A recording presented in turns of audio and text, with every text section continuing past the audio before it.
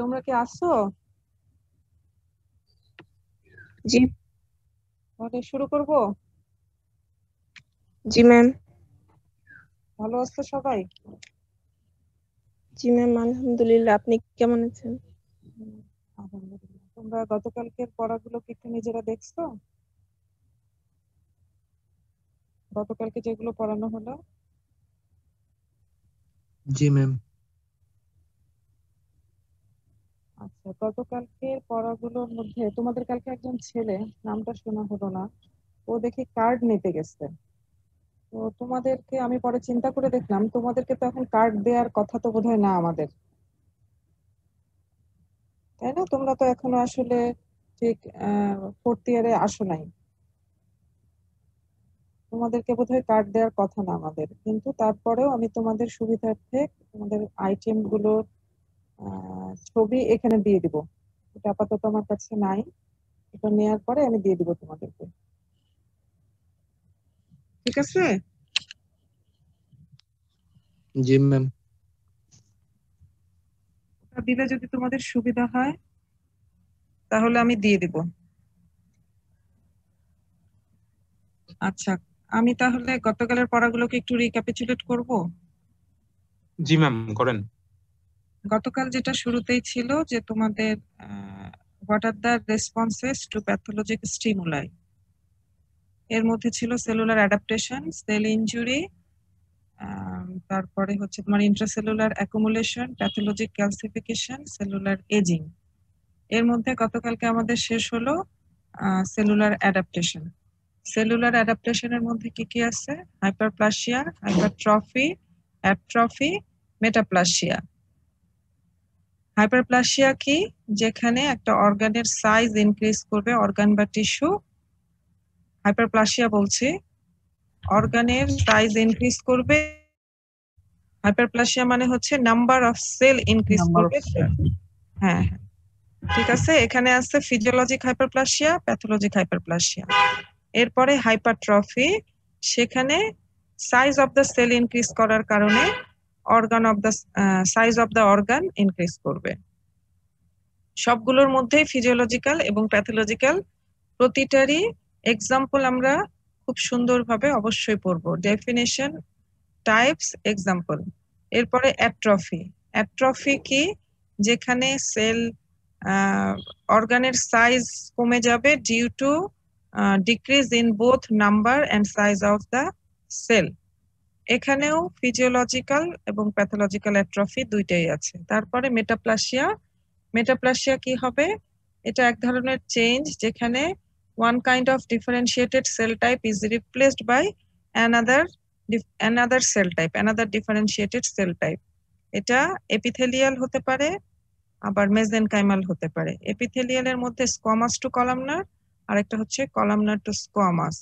মেটাপ্লাসিয়াটাকে বলা হয় double AZ sword, কারণ এটা অ্যাডভার্স সিচুয়েশনে যেমন বেনিফিশিয়াল ইফেক্ট দেয়, ঠিক তেমনি এটা যদি লং টার্ম পারসিস্ট করে, যেই কারণে মেটাপ্লাসিয়াটা হবে, সেক্ষেত্রে এখানে কি হতে পারে? ম্যালিগনেন্ট ট্রান্সফরমেশন হতে পারে। তার মানে ম্যালিগনেন্ট পোটেনশিয়াল আছে। এই কারণে আমরা এটাকে বলা হয় ডাবল এজেড সোর্ড। মেটাপ্লাসিয়ার ইম্পর্টেন্স হচ্ছে এটাই। অবশ্যই অবশ্যই আমরা সব এক্সাম্পল গুলো মেটাপ্লাসিয়ার, সব বলতে রেসপিরেটরি ট্র্যাক্টেরটা মনে রাখলাম, যে তোমার একটা হচ্ছে ক্রনিক সিগারেট স্মোকিং, আরেকটা হচ্ছে ভিটামিন এ ডেফিসিয়েন্সি। আর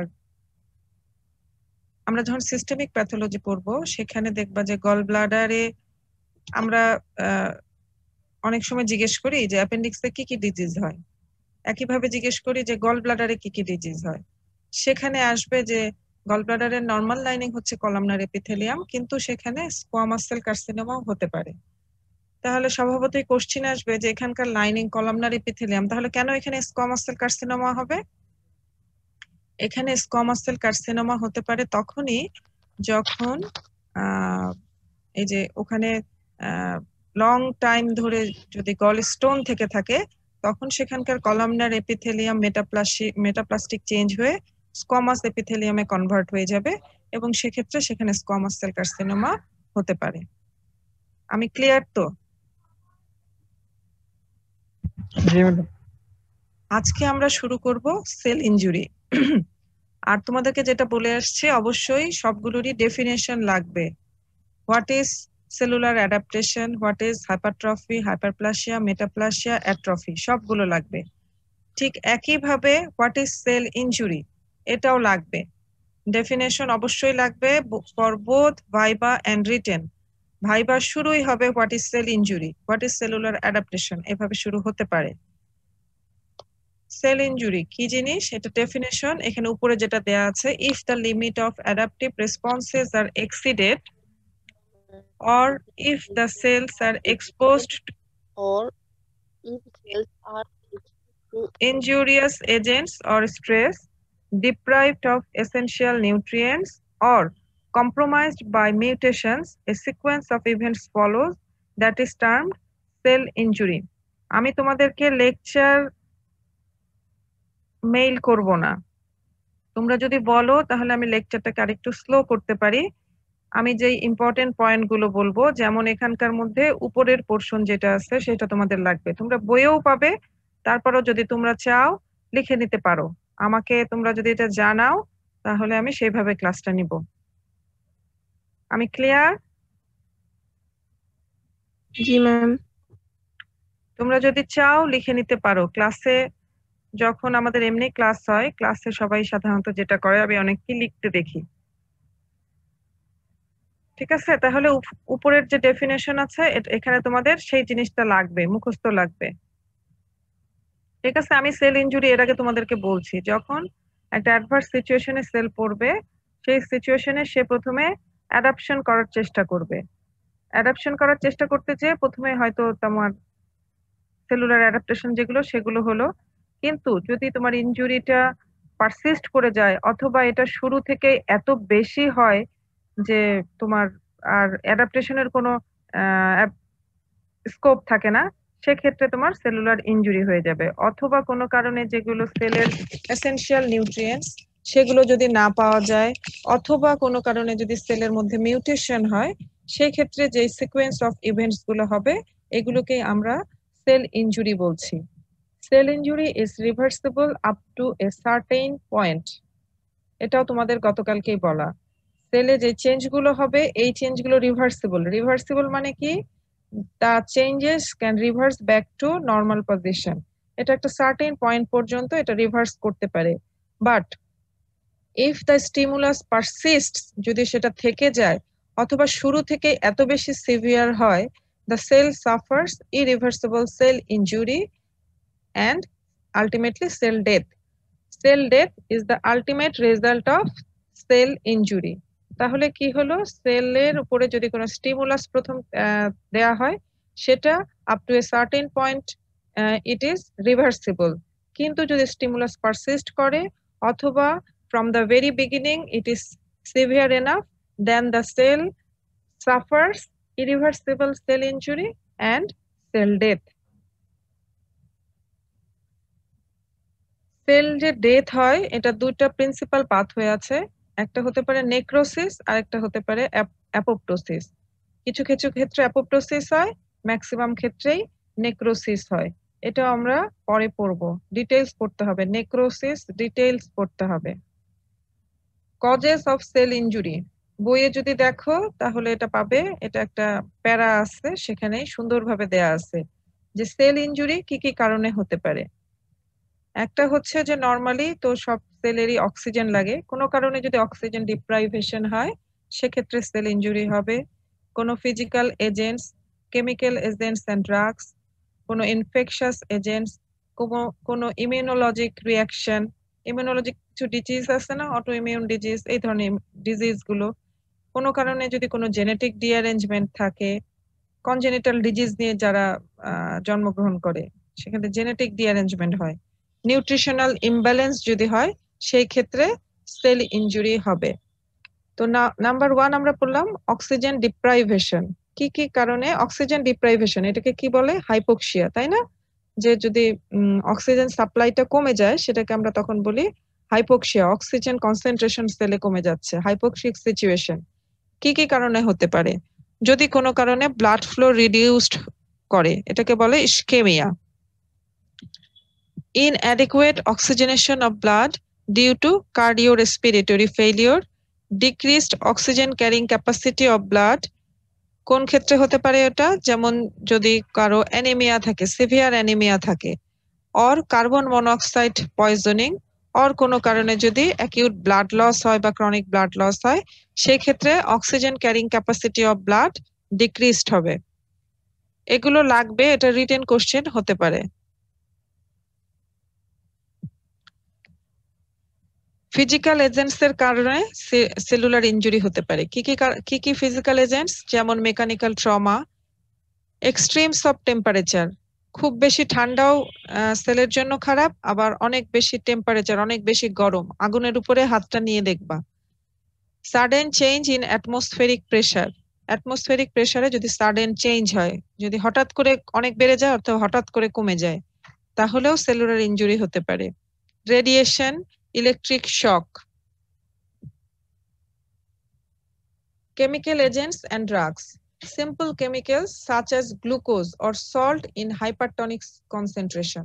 যদি এটার কনসেন্ট্রেশন খুব বেশি হয় সেক্ষেত্রে সেলুলার ইনজুরি করে। Oxygen in high concentration. Poison such as arsenic, cyanide, mercuric salt, etc. তোমাদের এখানে ভাইবার জন্য হয়তো তোমরা এই যে হেডিং গুলো পড়লো কেমিক্যাল এজেন্টস, তার মধ্যে একটা হয়তো বললা, হয়ে গেল। রিটেনের জন্য যত বেশি লিখবা তত ভালো। সেখানে এই এক্সাম্পল গুলো একের বেশি যদি লিখতে পারো বেশি ভালো হয়। ইনফেকশাস এজেন্ট, কোন কোন ইনফেকশাস এজেন্ট দিয়ে সেলুলার ইনজুরি হয়? সবকিছু দিয়েই হয়, virus, bacteria, fungus, Parasite, Rickettsia, সবকিছু। যেমন এখনকার সবচেয়ে আলোচিত, যে কারণে আমরা সবাই ঘরে বন্দি, করোনা ভাইরাস। কি করে এটা? রেসপিরেটরি ট্র্যাক্ট দিয়েই এটার এন্ট্রি না? ইউজুয়ালি রেসপিরেটরি ট্র্যাক্ট দিয়ে এন্ট্রি, এটা লাংসে একেবারে শেষ করে ফেলে। Immunologic reaction, anaphylactic reaction to foreign protein or a drug, reaction to endogenous self antigen, যেটা আমি বললাম অটো ইমিউন ডিজিজ, যেমন রিউমাটয়েড আর্থারাইটিস, এসএলই, এই জিনিসগুলো হচ্ছে autoimmune disease.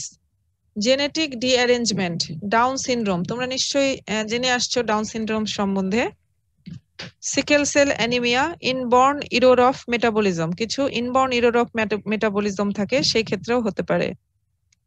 Nutritional imbalance, এর মধ্যে আছে প্রোটিন ক্যালোরি ডেফিসিয়েন্সি, স্পেসিফিক যে কোনো ভিটামিন ডেফিসিয়েন্সি, অথবা নিউট্রিশনাল এক্সেস। শুধু যে ডেফিসিয়েন্সি হলেই ইনজুরি হবে তা না, কোনো কারণে যদি এক্সেস হয়ে যায়, যেমন তোমার ফ্যাট, হ্যাঁ, এটা যদি বেশি হয়ে গেল তখন কি হয়, ব্লাড ভেসেলের মধ্যে অ্যাথেরোস্ক্লেরোসিস হয়ে যেতে পারে, ওবেসিটি হবে, এগুলো।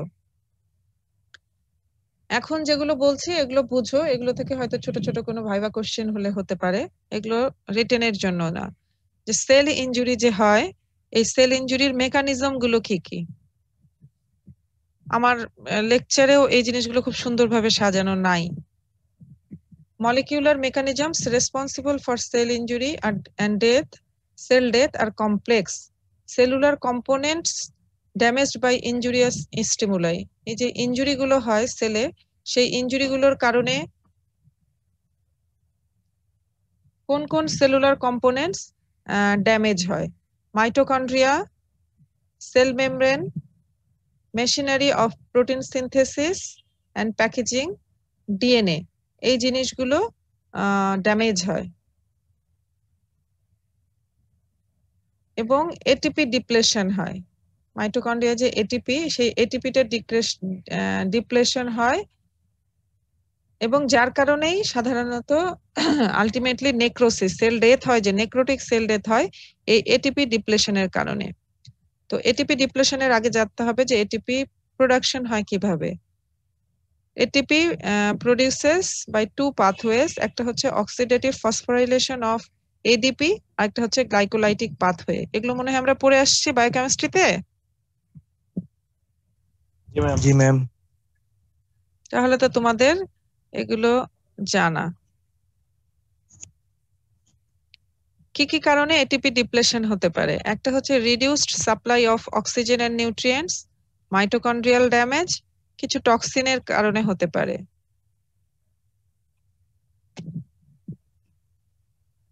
এটিপি ডিপ্লেশন হলে কি কি জিনিস হবে,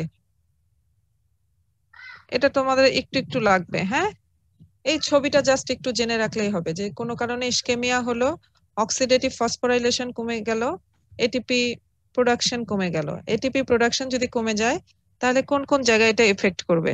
একটা হচ্ছে যে সোডিয়াম পটাশিয়াম পাম্প আছে যেটা, সেটা ফেলিওর হয়ে যাবে, যার কারণে কি হবে, পটাশিয়াম সেলের ভিতর বের হয়ে যাবে বেশি বেশি করে, আর তোমার সেলের ভিতরে বেশি বেশি ঢুকবে সোডিয়াম, তার সাথে ওয়াটার এবং ক্যালসিয়াম আয়ন।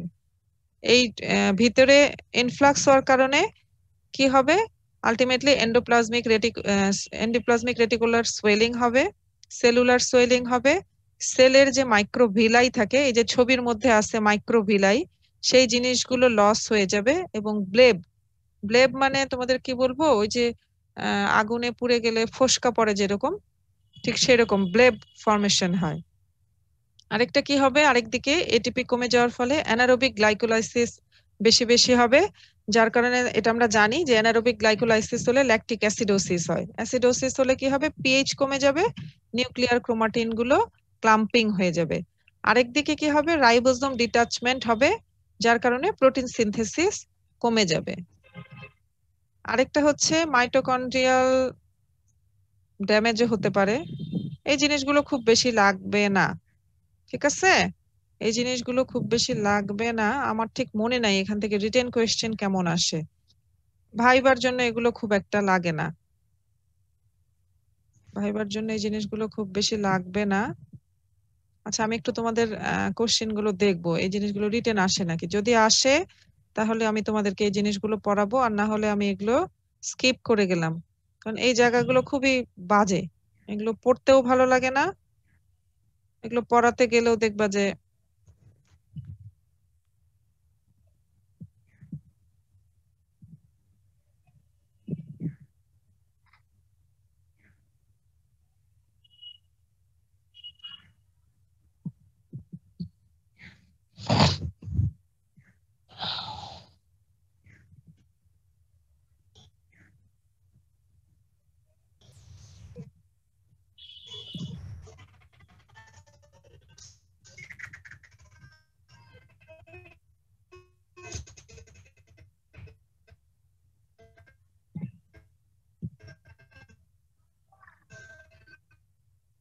আমি একটু সরি, তোমাদের এই ক্লাসটা আমার খুব সুন্দরভাবে গুছানো নাই।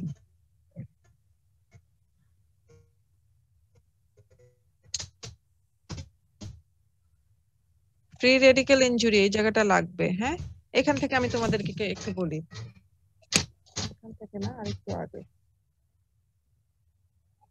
ছেড়ে ছেড়ে বলবো তোমাদের, এই জিনিসগুলো বলবো না। রিভার্সিবল এবং ইরিভার্সিবল ইনজুরি, যে ইরিভার্সিবল ইনজুরিটা কি জিনিস, the point of no return, এটা আমি তোমাদের বললাম যে ড্যামেজ যখন এমন একটা জায়গায় পৌঁছায় যাবে যেখান থেকে হচ্ছে point of no return, irreversible, তখনই হচ্ছে তোমার ইরিভার্সিবল সেল ইনজুরি হচ্ছে। তো এই ইরিভার্সিবল সেল ইনজুরি কি কি ক্যারেক্টারিস্টিক্স, কি কি ফেনোমেনা হয়? একটা হচ্ছে যে এই এতক্ষণ যে জিনিসগুলো আমি স্কিপ করে গেলাম, যে মাইটোকন্ড্রিয়াল ডিসফাংশন যেটা হবে, এটা inability to reverse mitochondrial dysfunction. তার মানে কি হবে, lack of oxidative phosphorylation and ATP generation. ATP generation করাটা একেবারে মানে রিভার্স ব্যাক করতে পারবে না। আরেকটা হচ্ছে যে মেমব্রেন ফাংশন, যেটা এখানেও প্রোফাউন্ড ডিস্টারবেন্স হবে, যার কারণে মেমব্রেনটাও আর রিভার্স ব্যাক টু নর্মাল পজিশনে যেতে পারবে না। Example of cell injury and necrosis, একটা হচ্ছে ইসকেমিক এন্ড হাইপোক্সিক ইনজুরি, আরেকটা হচ্ছে টক্সিক ইনজুরি।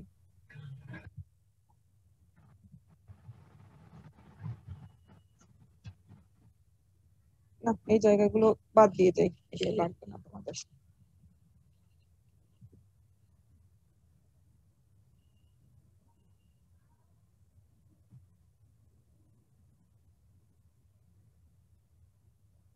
এই যে জিনিসগুলো আমি স্কিপ করে গেলাম, এইখানে সেই জিনিসটাই আছে। হ্যাঁ, আমি তোমাদের একটু আগে যেটা বললাম যে ওই যে যদি ইসকেমিয়া হয় তাহলে কি হবে, ওই যে এটিপি অক্সিডেটিভ ফসফোরাইলেশন কমে যাবে, এটিপি কমে যাবে। এটিপি কমে গেলে তিনটা জিনিস হবে, একটা হচ্ছে সোডিয়াম পাম্প ফেলিওর হয়ে যাবে, একটা হচ্ছে গ্লাইকোলাইসিস বেড়ে যাবে, আর একটা হচ্ছে ডিটাচমেন্ট অফ রাইবোজোম হবে।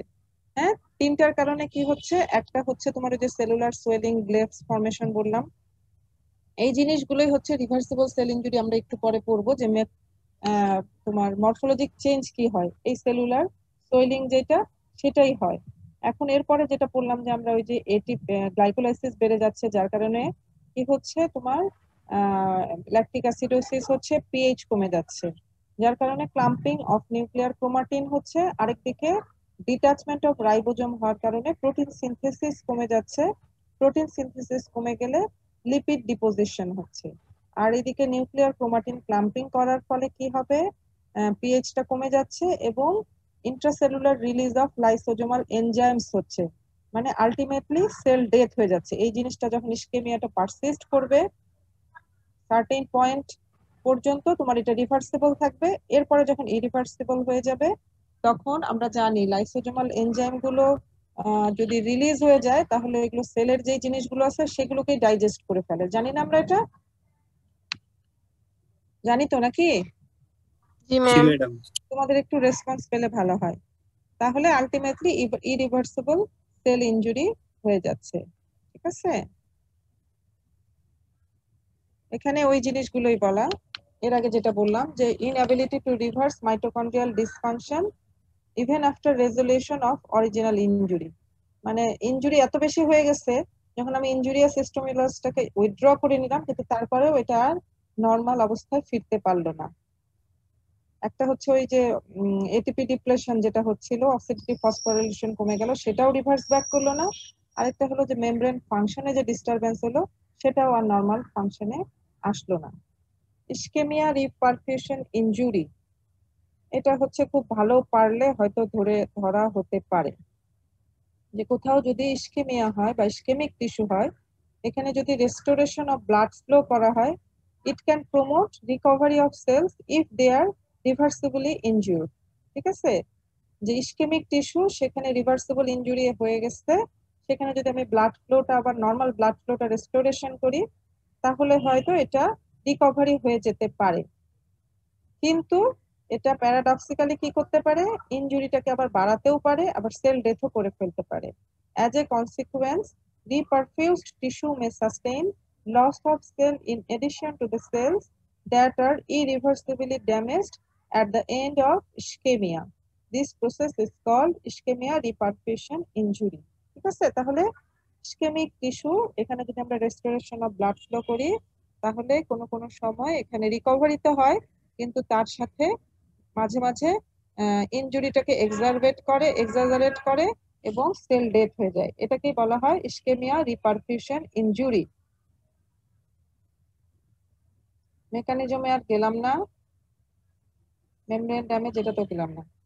এটা অবশ্যই রাখবে, what is free radical, free radical sell injury কি কি, ফ্রি রেডিকেল গুলো কি কি আছে, এগুলো কিভাবে সেল ইনজুরি করে, এটা রিটেন ভাইবা দুইটার জন্যই ইম্পর্টেন্ট।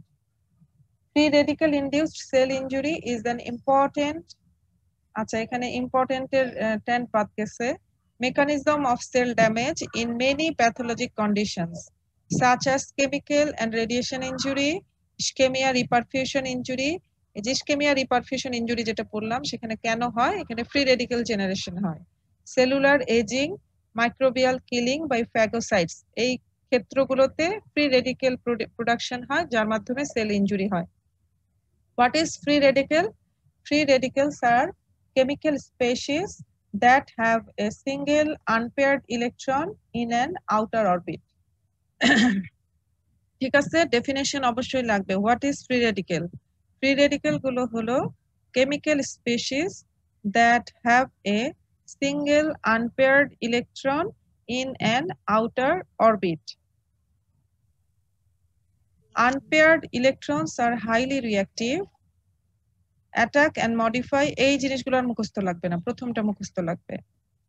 আনপেয়ার্ড ইলেকট্রন যেগুলো আছে সেগুলো হচ্ছে হাইলি রিঅ্যাক্টিভ, এগুলো অ্যাটাক করে এবং মডিফাই করে adjacent molecules such as inorganic or organic chemical like protein, lipid, carbohydrates, many of which are key components of cell membranes and nuclei.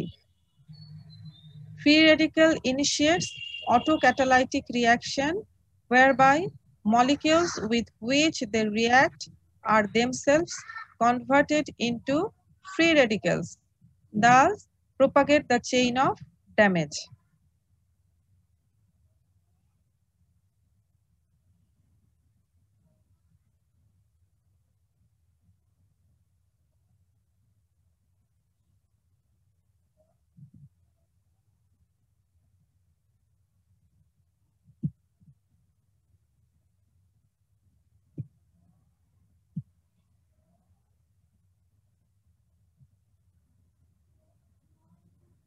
Reactive oxygen species, এগুলো কি? এগুলো হচ্ছে যে অক্সিজেন ডিরাইভড যেসব ফ্রি রেডিক্যাল আছে এগুলো, হ্যাঁ, সেল ইনজুরি করে এটা। আচ্ছা, এখানে থাক। জেনারেশন অফ ফ্রি রেডিক্যাল, কি কি ভাবে ফ্রি রেডিক্যাল জেনারেশন হতে পারে? The reduction oxidation reaction that occurs during normal metabolic process like absorption of radiant energy, যেমন আলট্রাভায়োলেট লাইট, এক্স-রে, ঠিক আছে? এই ক্ষেত্রগুলোতে তোমার ফ্রি রেডিক্যাল প্রোডাকশন হতে পারে। হাইড্রোক্সিল, তোমাদের এত কিছু লাগবে না, তোমাদের লাগবে যে মানে কি কি ফ্রি রেডিক্যাল আছে। তাহলে একটা হচ্ছে যে during absorption of radiant energy, এই সময় তোমার ফ্রি রেডিক্যাল তৈরি হতে পারে। ডিউরিং ইনফ্লামেশন ফ্রি রেডিক্যাল তৈরি হতে পারে।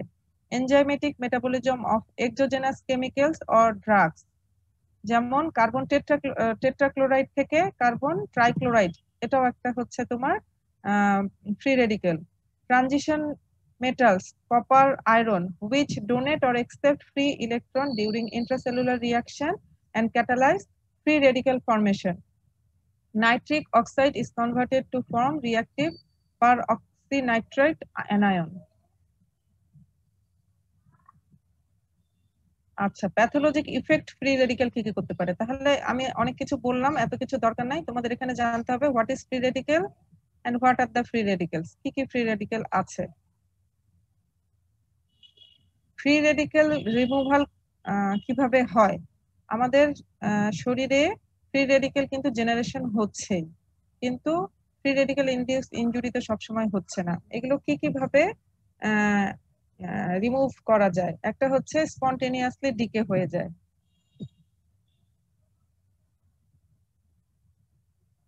আরেকটা হচ্ছে যে অ্যান্টিঅক্সিডেন্ট খেতে বলে, যেমন vitamin A, vitamin C, vitamin E, এই জিনিসগুলো ফ্রি রেডিক্যাল কি করে? Block the initiation of free radical formation, অথবা যদি ফ্রি রেডিক্যাল ফর্মেশন হয়ে যায় তখন এটাকে ইনঅ্যাক্টিভেট করে। এনজাইমগুলোর মধ্যে কি আছে? যেমন সুপার অক্সাইড ডিসমিউটেজ, এটা যদি অক্সিজেনটাকে হাইড্রোজেন পারঅক্সাইডে কনভার্ট করে।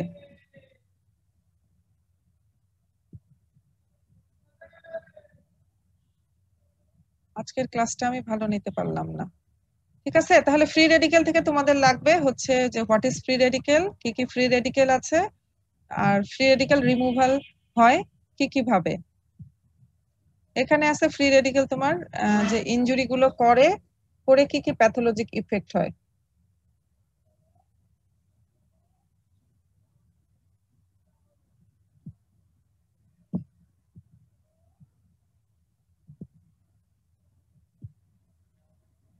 কেমিক্যাল ইনজুরি আর টক্সিক ইনজুরি, আমরা যে কজেস অফ সেল ইনজুরি পড়লাম তার মধ্যে কেমিক্যাল ইনজুরি ছিল।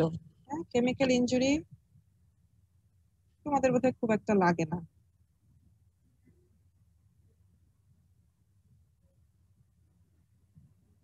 লাগবে না তোমাদের এটা।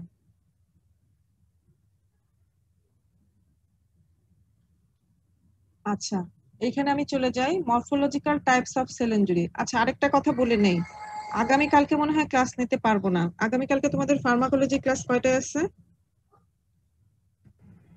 11টায়। 11টায়। আচ্ছা, আমি তোমাদের ওই যে আরেকজন যে আমাদের প্যাথোলজির ম্যাডাম আছে নূরে জান্নাত, তার সাথে কি তার নাম্বার আছে তোমাদের কারো কাছে? না ম্যাডাম। আচ্ছা, তাহলে আমার ফোনে যোগাযোগ যার সাথে আছে, রফিক না? জি ম্যাডাম। আচ্ছা, আমি তোমাকে নূরে জান্নাতের নাম্বার দিয়ে দিব, তোমরা ওর সাথে আজকে কি বার? আজকে সোমবার, মানে এই সপ্তাহে যোগাযোগ করবা, সামনের সপ্তাহে ও ক্লাস নেবে। এই সপ্তাহে আমার আজকে তো আর মনে হয় 1 দিন বা 2 দিন খুব বেশি হলে লাগতে পারে। তোমাদের এই সেল ইনজুরি চ্যাপ্টারটা শেষ করতে। আমরা দুইজন চিন্তা করছি যে সপ্তাহে দুইজনই ক্লাস না নিয়ে আমরা একটা একটা করে চ্যাপ্টার একজন ধরবো, টানা শেষ করে নিয়ে আরেক সপ্তাহে হয়তো আরেকজন আরেকটা চ্যাপ্টার শুরু করলাম, এইভাবে করে তোমাদের ক্লাসগুলো আমরা নিব। এর আগে আমরা ওইভাবেই নিচ্ছি, যেহেতু আমাদের সপ্তাহে 5 দিন ক্লাস থাকতো, দেখা যেত আমি সপ্তাহে 3 দিন নিতাম, ও হয়তো 2 দিন নিত। তো ওইভাবে করে হতো কি, দুইটা চ্যাপ্টার একসাথে শুরু হতো, আবার আমি হয়তো পড়াচ্ছি কিছু, তোমাদের জন্য একটু হ্যাপাজার্ড হয়ে যায় যে দুইটা চ্যাপ্টার একসাথে চলে। তো চিন্তা করলাম যে ওইভাবে না নিয়ে, যেহেতু আমরা বাড়ি থেকেই ক্লাস নিচ্ছি, তাহলে এইভাবেই নিব। তোমাদের কি মনে হয়, এটাই কি ভালো হবে? এভাবে ভালো হয়। হ্যাঁ, তাহলে আমি এই সপ্তাহে তোমাদের সেল ইনজুরি এই চ্যাপ্টারটা শেষ করে ফেলি। সামনের সপ্তাহে ওই ম্যাডাম হয়তো বা তোমাদের ইনফ্লামেশন বা নিওপ্লাসিয়া যে কোনো একটা শুরু করবে।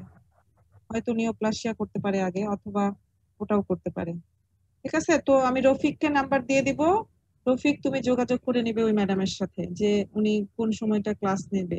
আচ্ছা, তোমাদের কি সন্ধ্যায় ক্লাস করতে অসুবিধা? না ম্যাডাম, জি ম্যাম। অনেকের অবশ্য থাকতে পারে। সন্ধ্যায় একটু সমস্যা হইতাম। ম্যাম সন্ধ্যায় সমস্যা হবে। কেন, কি সমস্যা হবে বলো তো, বুঝি আমি একটু। কি কারণে সমস্যা হবে সন্ধ্যায়? অনেক কাজ থাকে এমনিতেই। হ্যাঁ, কি থাকে? কি থাকে? অনেক কাজ থাকে ম্যাম ওই সময়। অনেক কাজ থাকে, তাও আবার একটা ছেলের মুখ থেকে শুনতেছি আমি। কি কাজ করো তুমি বাসায়? কয় ভাই বোন তোমরা? ম্যাম বাসার বাইরে অনেক তো কাজ, মানে এই বাসার বাইরে তো কাজ থাকা যাবে না তোমাদের। এই সময়ে বাসার বাইরে যেন কাজ না থাকে, সেজন্যই তো এভাবে ক্লাস।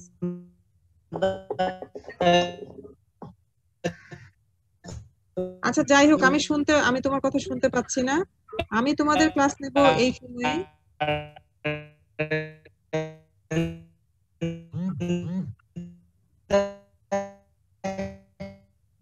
মাইকটা মিউট করো, নেটওয়ার্কের সমস্যা মনে হয়।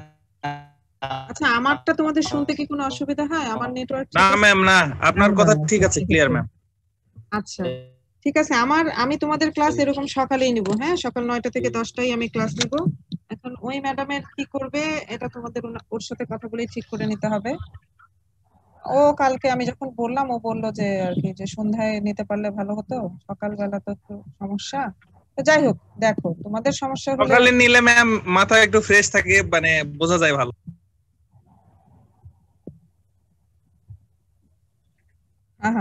আচ্ছা, ঠিক আছে, দেখো তোমরা ওর সাথে কথা বলে সবারই সুবিধা অসুবিধা দেখতে হবে। ঠিক আছে, তোমরা ওর সাথে কথা বলে এটা ঠিক করবা। সামনের সপ্তাহে ও ক্লাস নেবে, আর আগামীকালকে বোধহয় আমি ক্লাস নিতে পারতেছি না, পরশুদিন আবার নিব। ঠিক আছে? আচ্ছা ম্যাডাম। আচ্ছা, এখন আমি আর একটুখানি বলে আমি আজকে শেষ করে ফেলবো যে morphological types of cell injury কি কি আছে। রিভার্সিবল সেল ইনজুরি এবং irreversible cell injury. Reversible cell ইনজুরিতে কি কি ধরনের মরফোলজিক্যাল চেঞ্জ হতে পারে? একটা হচ্ছে সেলুলার সোয়েলিং হতে পারে, ফ্যাটি চেঞ্জ হতে পারে। এরপরে ইরিভার্সিবল ইনজুরি হয়ে যাবে এবং আলটিমেটলি সেল ডেথ দুই ভাবে হতে পারে। একটা নেক্রোসিস হতে পারে, আর একটা হচ্ছে অ্যাপোপ্টোসিস হতে পারে। এই নেক্রোসিসের আগে পর্যন্ত পড়ে শেষ করে দেবো আমি। যত ফাস্ট আগাচ্ছি তাতে তো মনে হচ্ছে যে আমার, জানি না, আর একটা ক্লাসেই শেষ হয়ে যায় কিনা। শেষ হয়ে গেলে শেষ দিন তোমাদের পরীক্ষা নেব নাকি? না ম্যাম। না ma'am. One kind of item. Ma'am বাসার বই নাই, আইটেম নিয়েন না। ও, বাসায় তোমাদের বই নাই না? অনেকে মানে এখনো নিতে পারেনি। মাঝে মধ্যে এমনি ধরেন ম্যাম, কিন্তু বই নিয়ে মাঝে মধ্যে ধরবো, ঠিক আছে, তোমাদেরকে শেষ দিনে পড়া ধরবো, অথবা নেক্সট দিনেও ধরতে পারি। আচ্ছা, cellular swelling, it is the first manifestation of almost all forms of injury to cells. Macroscopically, the organ becomes paler, increased turgor, and increased in weight. Microscopically আমরা কি দেখতে পাবো? মাইক্রোস্কোপিক ফিচার খুব একটা দরকার নাই। মোট কথা হচ্ছে সেলটা তোমার ফুলে যাবে, বড় হয়ে যাবে, সেলুলার সোয়েলিং হবে। রিভার্সিবল চেঞ্জের যে মরফোলজিক চেঞ্জ, তার মধ্যে একটা হচ্ছে সেলুলার সোয়েলিং, আরেকটা হচ্ছে ফ্যাটি চেঞ্জ। ফ্যাটি চেঞ্জে কি হয়? It is manifested by appearance of small or large lipid vacuoles in the cytoplasm. It occurs in hypoxia and various forms of toxic injuries. এর একটা এক্সাম্পল হচ্ছে ফ্যাটি চেঞ্জ ইন লিভার। এটা আবার intracellular accumulation হবে fatty change. আচ্ছা, আজকে আমি এই পর্যন্তই রাখি।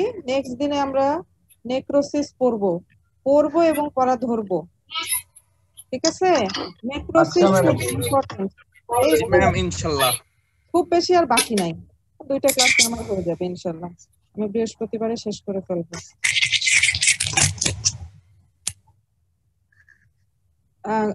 তোমাদের মাইক্রোবায়োলজি ক্লাস কি গতকালকে থেকে শুরু হলো নাকি আরেকদিন আগে থেকে? কালকে থেকে শুরু হয়েছে। কালকে থেকেই শুরু হলো না? জি। ঠিক আছে, ক্লাসগুলো করো, সাথে একটু একটু করে পড়ো, না হলে পরে যে এই ক্লাসের সাথে সাথে পড়লে বুঝতে তোমাদের যতখানি সুবিধা হবে, পরে তোমরা যখন পরে এই সুবিধাটা আর কি হবে না। পরে তখন তোমাদের যখন পড়তে যাবে দেখবে যে বুঝতে অসুবিধা হচ্ছে। এখন যদি তোমরা একেবারেই না পড়ো, পরে দেখবে যে তোমাদের বুঝতে, কাজে এখন যদি একটু একটু পড়ে রাখো, পরে দেখবা যে পড়তে গেলে এই জিনিসগুলো সহজ লাগবে। সবাই ভালো থাকো। কার যেন বাইরে কাজ আছে বললো, বাইরের কাজ এখন যতদূর সম্ভব না করাই ভালো বা অ্যাভয়েড করাই ভালো। বাড়িতে থাকো, সবাই ভালো থাকো। ঠিক আছে, শেষ করি তাহলে। জি ম্যাডাম। জি ম্যাম, আসসালামু আলাইকুম ম্যাম। আসসালামু আলাইকুম ম্যাম। আসসালামু আলাইকুম ম্যাম। আসসালামু আলাইকুম ম্যাম।